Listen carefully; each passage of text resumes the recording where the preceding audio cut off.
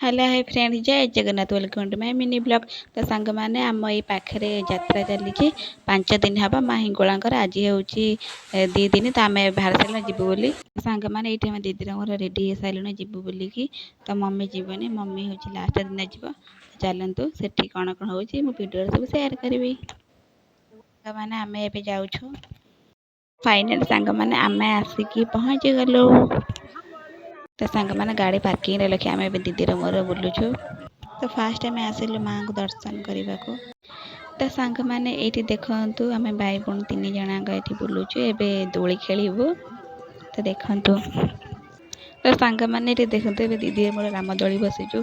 सतरे एत बड़े तलू खसुच ना मुंड बुले देला भाई हूँ। तल को देखो तलटा के सुंदर देखा के लाइट के बढ़िया देखा। आम तो ऊपर अच्छु देखु सांग मैंने तापर आम डोसा खाइलु। तो दीदी ये खाऊला ठुंगा पुरी, तो मुझे खाऊली डोसा।